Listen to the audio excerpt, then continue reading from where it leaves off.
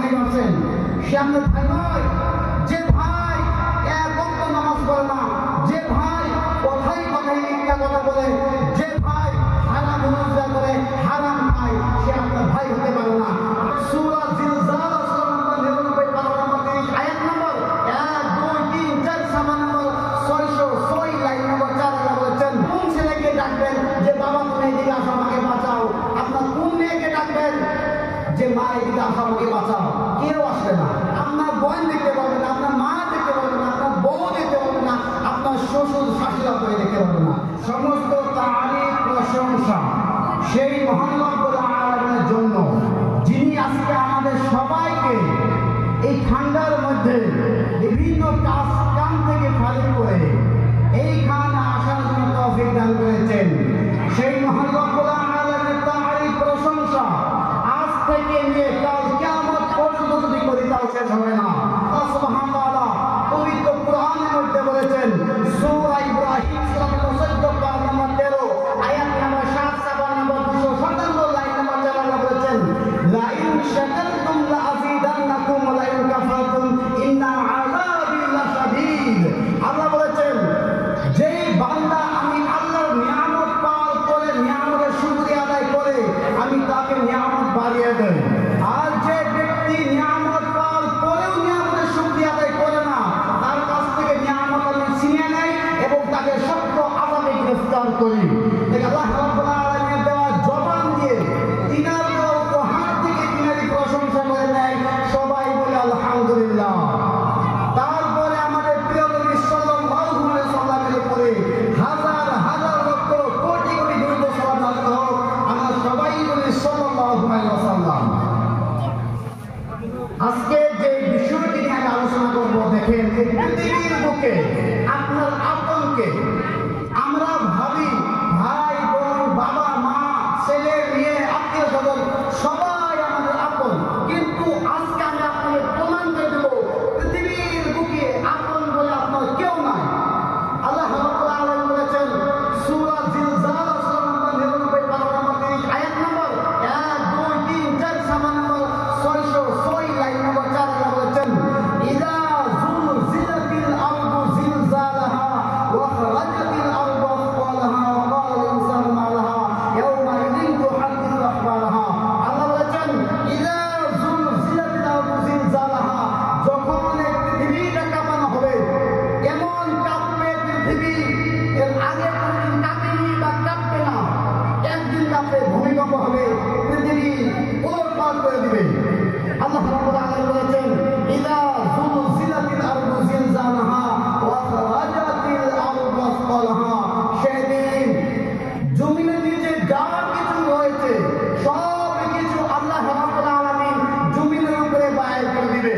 প্রশ্ন হলো, জমিনের নিচে কি থাকতে পারে? দেখেন, যেগুলো মানুষকে দাফন করা হয়েছে, সোনা রূপা যা কিছু আছে, সেদিন আল্লাহ রাব্বুল আলামিন সব কিছু জমিনের উপরে বাইর করে দিবে। আল্লাহ বলেন, ওয়াকালা আল ইনসানু মা লাহা, সেদিন মানুষ আফসোস করবে, হায় হায় জমিনের এটা কি হয়ে গেল।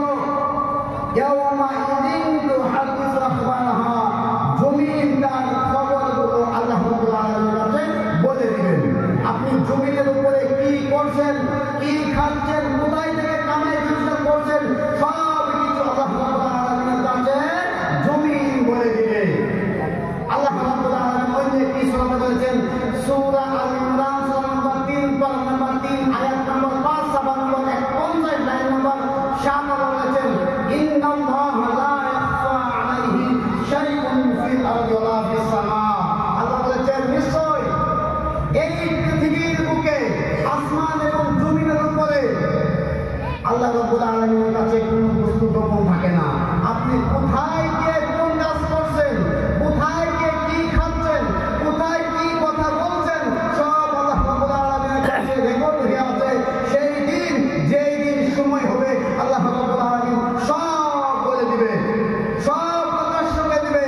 আল্লাহ রাব্বুল আলামিন বলেছেন, সূরা আবাসা সূরা নম্বর 80 পারা নম্বর 30 আয়াত নম্বর 34 সাবা নম্বর 591 লাইন নম্বর 6 আল্লাহ বলেছেন, ইয়াউমা ইয়াফিরুল মারউ মিন আখিহি ওয়া উম্মিহি ওয়া আবিহি ওয়া সাহিবাতিহি ওয়া বানিহি ইয়াউমা ইয়াফিরুল মারউ মিন আখিহি, নিজের আপন ভাই নিজের ভাইকে চিনবে না। যেদিন পৃথিবী ধ্বংস হয়ে গেল, আল্লাহ রাব্বুল আলামিন যিনি হিসাব দিবে, ইয়াউমা ইয়াফিরুল মারউ মিন আখিহি, সেদিন নিজের ভাই ভাইকে চিনবে না। যেমন একজন ফকির টাউন শহরে বসে ভিক্ষা করে, ঠিক তেমনই ভাবে আপনি ওইরকম ভাবে বসে থাকবেন, আপনার ভাই আপনার পাশ দিয়ে যাবে, আপনার ভাই আপনাকে চিনবে না। আপনি কাকে ভাই ভাবছেন? সে আপনার ভাই নয়। যে ভাই এক ওয়াক্ত নামাজ পড়ে না, যে ভাই কথাই কথাই মিথ্যা কথা বলে, যে ভাই হারাম রোজগার করে, হারাম খায়, সে আপনার ভাই হতে পারে না। আপনার ভাই তো সে যে মানুষের ভালো চায়, যে 5 ওয়াক্ত সালাত আদায় করে, যে হালাল হারাম বেঁচে খায়, যে মানুষকে হক মনে করে, যে মানুষকে আল্লাহ রাব্বুল আলামিনের পথে ডাকে, সেই তো আপনার ভাই। আপনি কাকে ভাই ভাবছেন? সে আপনার ভাই নয়। একটু চিন্তা করে দেখেন, সে আপনার ভাই নয়।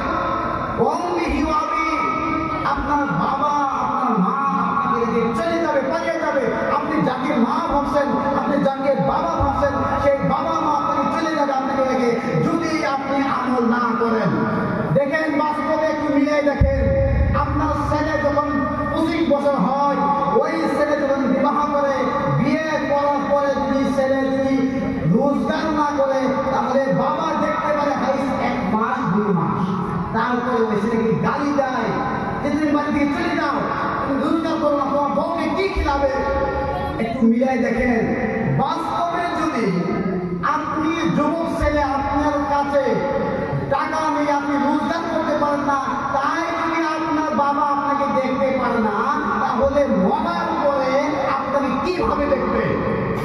একটু চিন্তা করেন, আপনাকে কিভাবে দেখবে? আপনার মা আপনাকে চাপিয়ে যাবে যদি আপনি না আমল করেন। পৃথিবীর লোকে যদি আপনি না রোজগার করেন, না কামাই করেন, তাহলে আপনাকে কেউ দেখতে পারবে না। আপনার বোন দেখতে পারবে না, আপনার মা দেখতে পারবে না, আপনার বউ দেখতে পারবে না, আপনার শ্বশুর শাশুড়ি আপনাকে দেখতে পারবে না। তাহলে দেখেন, বাস্তবে যদি আপনাকে না দেখতে পারে, তাহলে যখন মরবেন, যখন আল্লাহ রাব্বুল আলামিন হিসাব দিবে, তখন আপনাকে কে দেখবে? আপনাকে কে বাঁচাবে? আপনার সুন্দর বিবি আপনার ছেলে নিয়ে আপনাকে চিনবে না, আপনাকে নিয়ে পালিয়ে যাবে। আপনি তাকে বিবি ভাবছেন, তাকে বউ ভাবছেন, যার জন্য আপনি সকাল থেকে রাত 10টা পর্যন্ত রোজগার করছেন, কামাই করছেন, কষ্ট করছেন, সেই বিবি আপনাকে নিয়ে পালিয়ে যাবে। আফসোস লাগে, আফসোস। আপনাকে সেই বউ চিনবে না, যেই বউকে যদি আপনি সারাদিন যে সন্ধ্যাবেলা যদি 500 টাকা হাতে না দিতে পারেন, 400 টাকা যদি হাতে না দিতে পারেন, সেই বউকে আপনার বউ আপনাকে গালি দেয়, সেই বউ আপনাকে দেখতে পারে না, বাস্তবে আপনাকে দেখতে পারে না, তাহলে যখন আল্লাহ রাব্বুল আলামিন হিসাব নেবে, তখন আপনাকে দেখতে মানে আপনি নিজে আমল করেন, নিজে যখন কামাই করবেন, নিজে যখন রোজগার করবেন, আপনার বাবা আপনাকে ভালোবাসবে, আপনার ছেলে আপনাকে ভালোবাসবে, আপনার শ্বশুর শাশুড়ি আপনার বউ আপনাকে ভালোবাসবে, এটা বোঝেন। কিন্তু আল্লাহ রাব্বুল আলামিন যে হিসাব দিবে, সেটা আপনি বুঝেন না। মানে আল্লাহ রাব্বুল আলামিন বলেছেন, আপনার ছেলে আপনাকে চিনবে না, আপনার মেয়ে আপনাকে চিনবে না। যদি আপনার ছেলে মেয়েকে কোরআন এবং হাদিসের শিক্ষায় শিক্ষিত না করেন, তাহলে আপনার ওই ছেলে মেয়ের কোনো প্রয়োজন হবে না, সেই দিন আপনাকে চিনবে না। আপনি কোথায় যাবেন? আপনি কোথায় যাবেন? আপনি কোন ছেলেকে ডাকবেন যে বাবা তুমি এদিকে আসো আমাকে বাঁচাও? আপনার কোন মেয়েকে ডাকবেন যে মা এদিকে আসো আমাকে বাঁচাও? কেউ আসবে না, কেউ আসবে না। আপনার মেয়েকে স্কুল পড়াচ্ছেন, কলেজ পড়াচ্ছেন, আমি না করি না, আপনি পড়ান।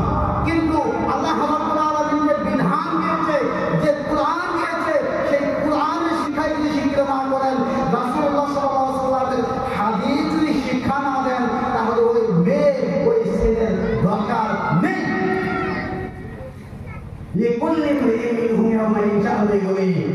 সেই নিজের জীবন নিয়ে নিজে দৌড়াদৌড়ি করবে, নিজেই বাঁচার জন্য নিজে দৌড়াদৌড়ি করবে। আপনাকে কিভাবে বাঁচাবে? দেখেন, একটু বাস্তবে মিলিয়ে দেখেন, আপনার পৃথিবীর বুকে আপনার আপনকে কেউ চিনবে না। যদি আপনি আমল না করেন, তাহলে আপনাকে কেউ চিনবে না। পৃথিবীর বুকে যেমনই আপনি কামাই না করলে আপনাকে কেউ ভালোবাসে না, ঠিক তেমনই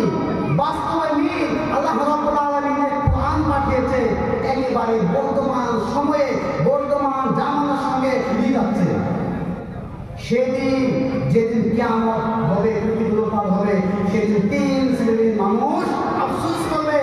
এক নম্বর আফসোস করবে চোর, দুই নম্বর আফসোস করবে হত্যাকারী, তিন নম্বর আফসোস করবে আত্মীয় স্বজনের সঙ্গে যে সম্পর্ক ছিন্ন হয়েছে সে আফসোস করবে। চোরে বলবে হাই হাই, এই সম্পদ চুরি করেছিলাম, যেদিন ধ্বংস হবে এই সম্পদ আমি চুরি করেছিলাম। অথচ সেই মালগুলো এক সাইডে জমা থাকে, মানুষের মালগুলো দেখতে পাবে কিন্তু ইউজ করতে পারবে না, ব্যবহার করতে পারবে না। আজকে বাস্তবে দেখেন, রাস্তায় যদি 100 টাকা পড়ে থাকে তাই আমরা তুলে নিয়ে উঠাইয়ে চলে যাই, কাউকে বলি না। সেই দিন মাল পড়ে থাকলে ইউজ করতে পারবে না, ব্যবহার করতে পারবে না। আত্মীয় স্বজনের সঙ্গে সম্পর্ক যে ছিন্ন করেছে, ভাই এই মাটির জন্য, এই জমির জন্য, এই ক্ষেতের জন্য আমি আমার আত্মীয় স্বজনের সঙ্গে সম্পর্ক ছিন্ন করেছি। ভাই ভাই